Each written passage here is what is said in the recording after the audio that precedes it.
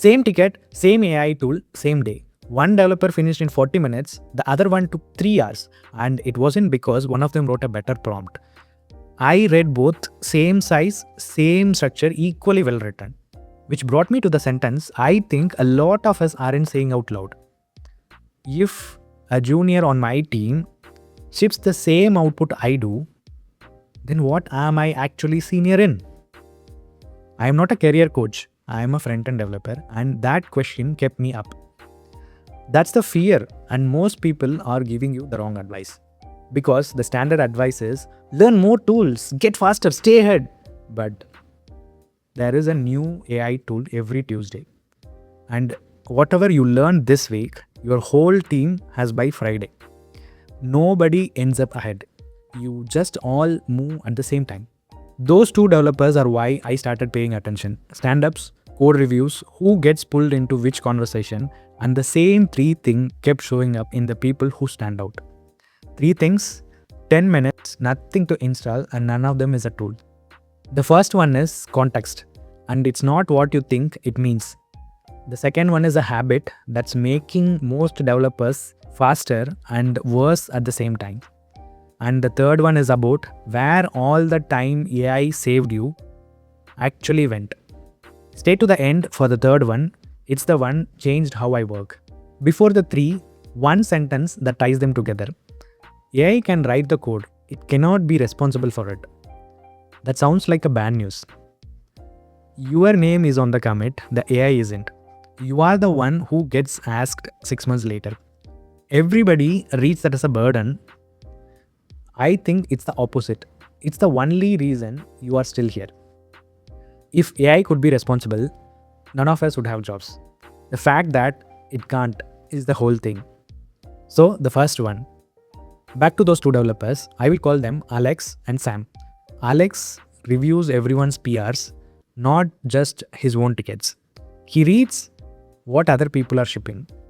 Sam only works on his tickets and nothing else. Both of them shipped working code that day. Only one of them shipped something that was still working 2 weeks later. So watch what happens when they prompt. Alex writes something like, this file already handles part of this, extend it instead of rewriting. This case is not covered, add it. And don't touch that block. It's a workaround for one specific client and it's there on purpose. At the same time, Sam describes the ticket, which is a completely reasonable thing to do. And here is the part nobody wants you about. The AI gives Sam back something that works. It's clean, it's correct. It also quietly rewrote the workaround because the workaround looks like bad code. It looks like bad code because it is bad code. It's there for a reason that isn't written down anywhere. It is in someone's head. It is in a Slack thread from last year. It is in a client call nobody logged. And this is the part that gets people. Sam doesn't find out. The PR gets approved because it looks fine. QA also passed because nobody is testing that one client's edge case. It ships. And 2 weeks later, client calls P1. Something that worked for 2 years stopped working. Someone runs git blame on that file to find out what changed. Sam's name. And here is the part that stays with you. Sam doesn't remember writing it because he didn't. And look, I have been Sam. Mine was a set timeout wrapped around a state update. One line, a comment next to it that just said, don't remove. No reason, no ticket, nothing. So I removed it. It was fixing a race condition on slow connection. The kind of thing you only see on production on a bad network on someone else's machine. I found out 3 weeks later on a bug report on a Monday morning. AI doesn't know your history. It knows your repo, but those are not the same thing. That's where the 3 R's goes. Not writing the code. Finding out what the code broke. So here is what I had backwards for months. AI didn't make everyone equal. It made knowing your code base worth more than it has ever been.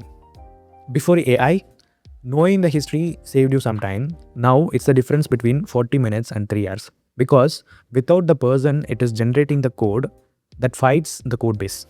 And that's what the fear gets wrong. Everyone's output looks the same, but everyone's output is not the same. The difference just shows up later. Read other people's PR, not to approve them. That's where the history lives in. It is the cheapest way to get in. But there is a problem with that. Context has to keep growing, and the way most of us work right now, it doesn't. Sam doesn't remember writing it because he didn't. Hold on that. Because it is not a one-time thing, it is a slope. Let me show you where that slope goes. 6 months later, Sam is shipping more than he ever has. More tickets closed, more PRs merged. On paper, he is having his best year. A junior joins the team. First week, she is going through the code base and she comes to Sam's desk with a question about one of his files. Just a normal question. Why does it work this way and not the simpler way? And Sam looks at his own code, his name on the commit, and he doesn't know. Not he forgot, he never knew. 6 months ago, the AI made that call and he shipped it. It worked and he moved on. And that's the debt coming due. It doesn't show up as a crash. It shows up as a junior developer knowing your code base better than you do. And here is the dangerous part. Sam couldn't feel this happening. Every one of those 6 months felt productive, felt fast. There is a study that measured exactly that feeling.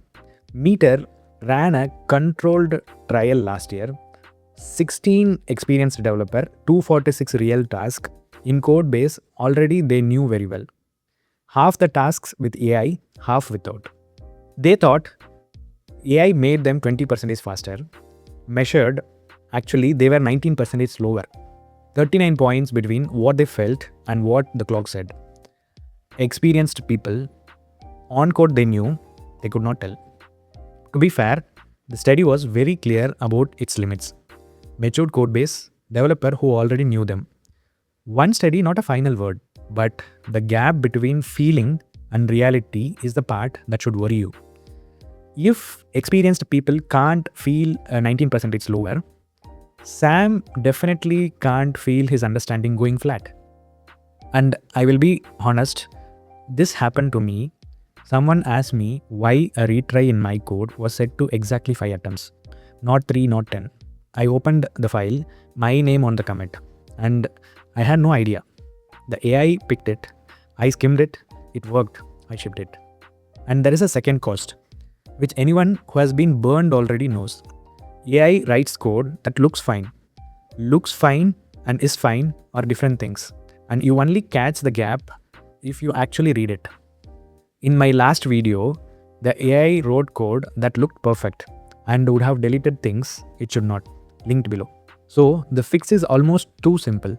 Read what it wrote, not to approve it, to keep it. That's the difference between AI making you faster and AI making you hollow. And to be straight with you, I'm not saying tools don't matter. Someone who has mastered their setup will beat someone who hasn't. I'm saying that's the part that equalizes fastest. Everything in this video is what's left after it does. Which brings up something I could not answer for a long time. If AI gave every one of us hours back, where did those hours actually go? Quick thing before that, if this is helping, hit subscribe. This is what I do here, real front-end work with AI, no fluff. The next one is already coming, so where did the horse go? Why, not how? Everyone on my team got the same time back from AI. Every single person the same gift. A few hours a week used to go into typing. And here is what almost everyone did with it. Finished the ticket earlier, picked up the next one, finished that earlier too. Which feels productive, it looks productive, but watch what it actually is. Everyone got the same dividend. What you spend it on is the entire difference. Because finishing faster is the wrong kind of visible. Some managers love it.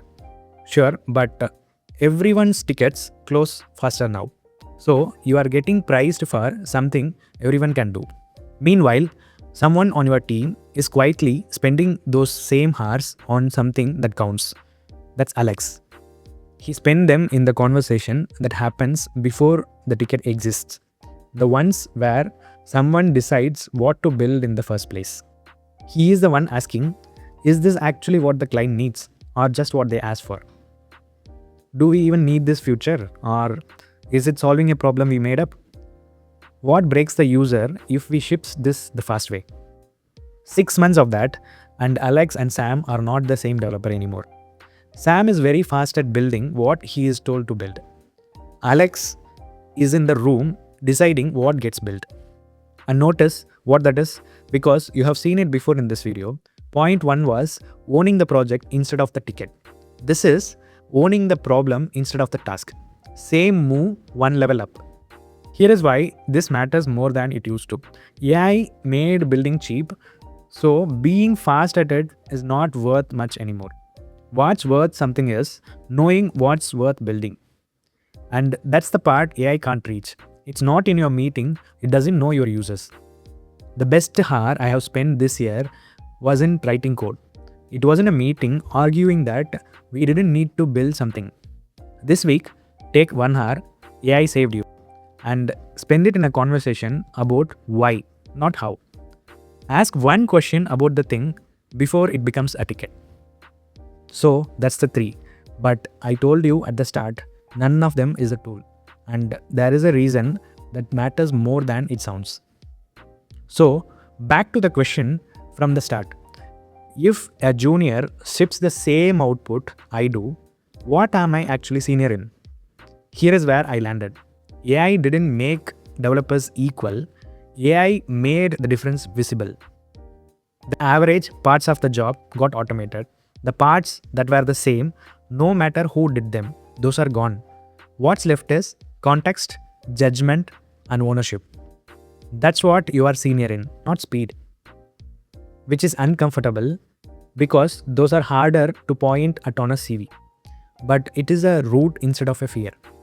One more thing, because I want to be straight with you, I won't pretend these are safe forever, nothing is. But someone always has to be responsible for the code. That is what makes that person you. And that's not changing soon. So I'm actually asking, not rhetorically, in your experience, what actually separates developers now? I want the real version, not the LinkedIn version. I read all of them, and the best one usually teaches me something. And if the second point hit home, the one about reading what the AI actually writes, that's a whole video on its own. 5 mistakes I made before it clicked, including the one that catches bugs I would have shipped otherwise. It's right here.